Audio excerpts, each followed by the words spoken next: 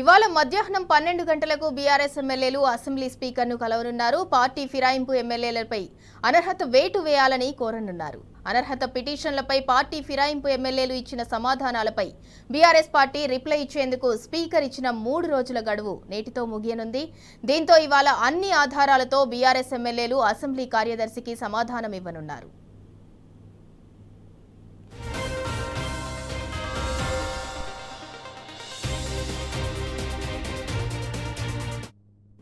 Assembly ఆవరణలో మీడియాపై ఆంక్షలు విధించారు. ఫిరాయింపు ఎమ్మెల్యేలపై వివరణ ఇవ్వడానికి కాసేపట్లో అసెంబ్లీకి బీఆర్ఎస్ ఎమ్మెల్యేలు వెళ్లనున్నారు. మీడియాను ఎల్పీ కార్యాలయం ముందుకు అనుమతి ఇవ్వటం లేదు అసెంబ్లీ సెక్యూరిటీ.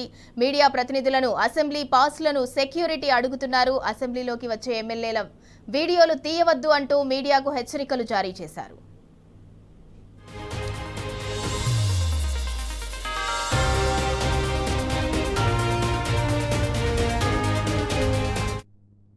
రైట్, ఇదే అంశానికి సంబంధించి మరింత సమాచారం మా ప్రతినిధి లివిల్ అందిస్తారు. లివిల్, ఇవాళ మధ్యాహ్నం 12 గంటలకు బీఆర్ఎస్ ఎమ్మెల్యేలు అసెంబ్లీ స్పీకర్ను కలవనున్నారు.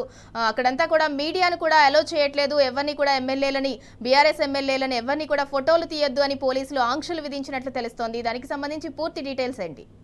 పార్టీ ఫిరాయింపు ఎమ్మెల్యేలకు సంబంధించి ఇవాళ ఏదైతే మొన్న 8 మంది ఎమ్మెల్యేలు వివరణ ఇచ్చారు. పార్టీ ఫిరాయించిన ఎమ్మెల్యేలు ఆ 8 మంది వివరణ ఇవ్వగా దానికి సంబంధించి ఆ పూర్తిగా అవాస్తవాలను మళ్ళీ అబద్ధాలను చెప్పడంతో బీఆర్ఎస్ పార్టీ ఎమ్మెల్యే ఎవరైతే ఫిర్యాదు చేసిన ఎమ్మెల్యేలను వివరణ అడిగింది అసెంబ్లీ స్పీకర్ తో పాటు సెక్రటరీ. ఈ సందర్భంగా మరి కాసేపట్లో అసెంబ్లీకి రానున్నారు బీఆర్ఎస్ పార్టీ ఎమ్మెల్యేలు. ఈ నేపథ్యంలో మీడియాపై పలు ఆంక్షలు పెట్టింది ఈ అసెంబ్లీ.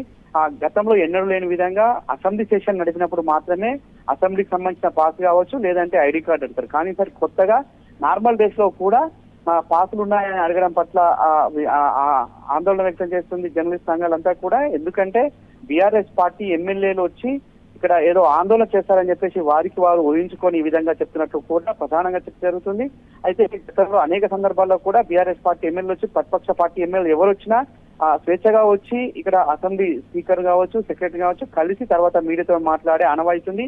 కానీ వాళ్ళు అవన్నీ పక్కన పెట్టి స్పెషల్ గా మళ్ళొక్కసారి వాళ్ళు అవన్నీ ఏం లేనట్టుగా వాళ్ళ ప్రధానంగా బీఆర్ఎస్ పార్టీ ప్రధాన ప్రతిపక్ష పార్టీగా ఉంది. ప్రధాన ప్రతిపక్ష పార్టీ బీఆర్ఎస్ పార్టీ సెషన్ నడిచే టైం కూడా కాదు, సెషన్ నడవని టైంలో వస్తే కూడా ఈ విధంగా ఆంక్షలు ఏంటంటూ కూడా ఆగ్రహం చేస్తాయి. ఇప్పటి వరకు ఎమ్మెల్యే ఎవరు రాలే, అయినప్పటికీ కూడా ఎలాంటి వీడియోలు తీయొద్దు, ఎలాంటి ఫోటోలు తీయొద్దు అసెంబ్లీ ఆవరణలో అంటూ కూడా పోలీసులు చెప్తున్న తీరుకి ఇక్కడ మరి ఏంటో అర్థం పడుతుంది. ఇవాళ ప్రధానంగా వివరణ ఇవ్వడానికి ఎమ్మెల్యేలు వస్తే తర్వాత మీడియాతో మాట్లాడే అవకాశం ఉంది. తర్వాత దాన్ని కూడా కవర్ చేయకుండా దీనిపైన పోలీసులు మీడియా పైన ఆంక్షలు పెట్టడం, అసెంబ్లీ సెక్యూరిటీ ఆంక్షలు పెట్టడం పట్ల ఆగ్రహం వ్యక్తం. ఎందుకు అని అడిగితే మాకు పై అధికారులు చెప్పారు అని చెప్పేసి కూడా వారు వివరణిస్తున్న పరిస్థితి కనిపిస్తుంది.